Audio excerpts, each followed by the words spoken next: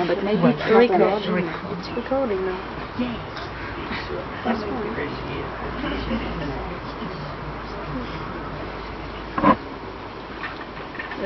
As was said on Sunday, and there was a very important story told on Sunday, because it encapsulates, it brings together what it has been inquired about over these last months. But you know, over these years, it is not the custom to make statements or enunciate some truth that one is expected to believe. Everything has to be processed by yourself and coming to your own conclusions as to whether in fact it's valid or not. But over these last months there's been the question asked over and over and over again, what is this Dharma? What is this Tao? This purpose of life, this will of God? And the stories that have been told have been to the end of elucidating that, perhaps making it clear to us from our own experience. And it seems that it brings us to a place where we recognize that these names, this Tao, this Dharma, are abstractions. They're really words which in fact describe what we have experienced for ourselves as being an absolute law. Something that all the laws of life are subsumed into. So, this Tao, this Dharma, this will of God is a law, so stated. But you have your own experience to validate that, or not. But the story that was told and will be told enables us to move on to a place where we can answer the question who we are and what it is that we do, arising out of that awareness that there is only one law, and the recognition that that law is only brought into action when stillness and movement are present in our life at every given moment. The only place that this law, the will of God, the Tao, the Dharma, is enacted is when stillness and movement meet. Now the story. Let's see what you can make of it, insofar as it being a summation of what it is that's being told over these last months. There was a king who had 3 daughters who he loved very dearly. But the king was called to go to war. So he called his 3 daughters to him, and he said to them, "If I win these battles, I will bring you each a gift. What is it that you ask of me?" Now the first daughter asked for a diamond in the shape of a star, and the second daughter asked for a gown woven out of pure gold thread. And the third daughter said, "Father, I only ask that you come back to us safely." "Not enough," said the king.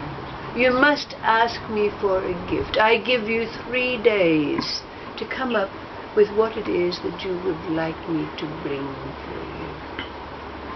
So the princess was very perplexed. She went out and she sat by the lake in the garden of the palace, and she was weeping a little bit because she could not think of anything to ask of her father the king. But as she was sitting there, an old woman came by and asked her, "What is it that's troubling you, my child?" And she said, of course, that she couldn't think of a gift to ask of her father. The old woman said, "That's very easy. You must ask for Elijah's violin." "Oh," said the princess, "I will." So after the 3 days were up, and the princess went into the presence of her father, the king. He said, well, what is it you want me to bring? And she said, Father, I want you to bring me Elijah's violin. Oh, said the king, yes. So the king went off to war, and he won his battles without any trouble at all. And then he had no problem in finding the diamond in the shape of a star for his first daughter. And the gown woven in gold was also an easy task for him. But no one seemed to know about Elijah's violin. He asked his generals, and they hadn't heard of it. He asked his wise men, and they couldn't find it in any of the books. He asked the soothsayers, and they couldn't find it in the stars. So the king, being who he was, set out on the quest. He had to find Elijah's violin. So he went off in his ships, and his travels and his quest took him to the four corners of the world without success. But then, one day, he found himself at the mouth of a cave. And when he entered the cave, there was an old man there with a long white beard, who asked him, what was it that he was seeking? And he told him, I'm seeking for Elijah's violin.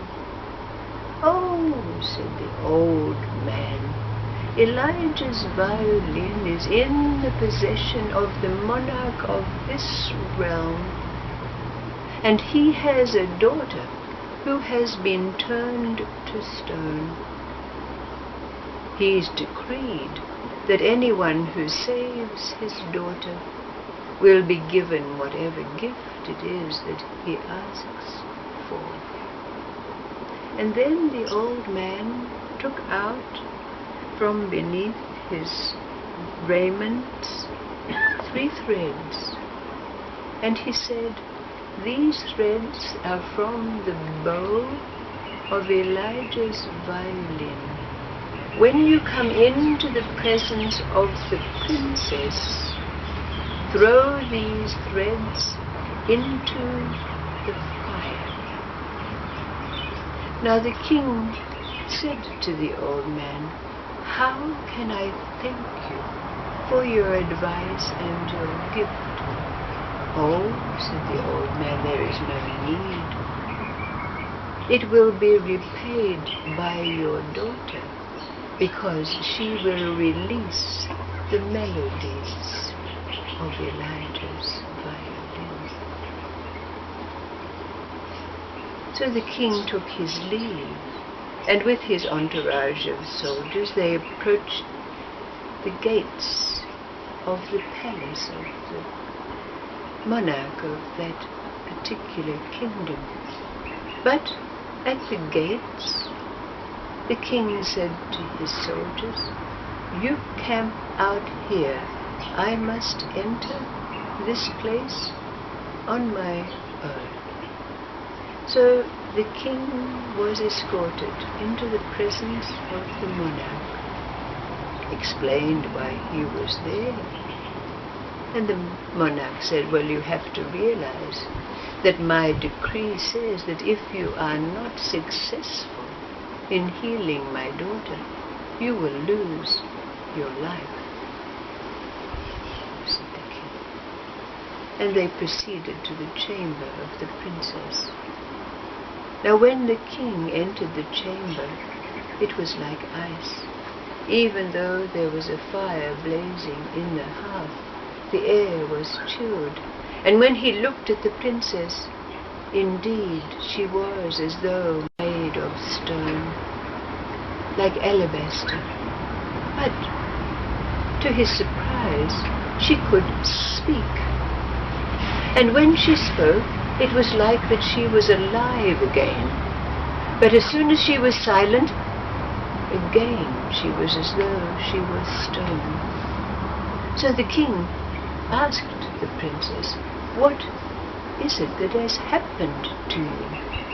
And she said, one day I was walking through the palace and I went up a stairway, and on the wall there was a mirror with a golden frame. And when I looked into the mirror, my image came forth and forced me to take its place. And so I was turned to stone. With that, the king remembered the threads that he'd carefully placed in his garment. He took them out and threw them in the fire. As soon as they burned, the room changed. It became warm. And the princess herself became alive once again. The king was inspired to say to her, now you must ensure that it does not happen again. You must blindfold yourself and stand in front of the mirror and smash it. This she did immediately, because, he said, unless you do so, that image may take your place once again. Now, when the monarch of that kingdom found that his daughter had resumed her state of animation, he asked the king, what is the gift? What repayment do you want? And he asked, of course, for Elijah's violin. This was given to him without any hesitation. And now the king, with his 3 gifts with him, boarded his ship, and surprisingly, even though he'd traveled far distant places, traversed great distances, the journey, because the winds were with him, took him only 7 days. When he came back to his palace, his 2 elder daughters hardly acknowledged him taking the gifts that he'd given and running off to try them on. But the 3rd daughter embraced him, hugged him, and said how glad she was that he'd returned safely. And then, when she was given the box in which the violin was placed, she took it back to her chamber. When she carefully opened it, she found inside an exquisitely carved instrument. Lying beside it was a bow. She took them out and placed the violin to her throat and drew the bow across the strings, and out poured forth from the violin the sweetest of melodies. But it seemed that the violin was playing itself.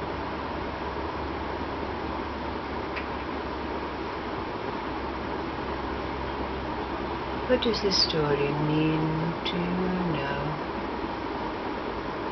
in relationship to now being in that place where stillness, absolute stillness, is ever present, and yet the movement of life continues to move through you, around you, and in so doing, that which you say and do, even think, produces that which can only be called in abstract terms, the Tao, the Dharma, the will of God, or the purpose of life being put into motion. We can see from this story how it works. How does it work for you?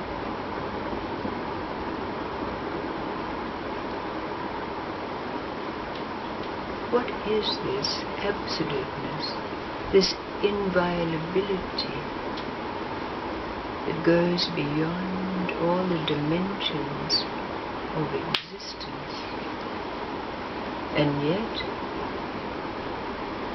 is enacted by us at every moment when stillness and movement meet?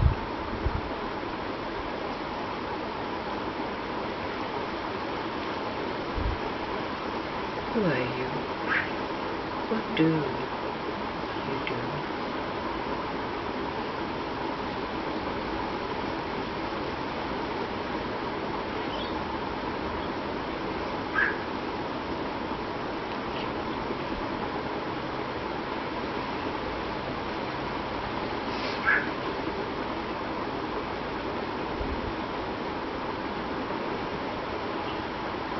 It's like that button, isn't it?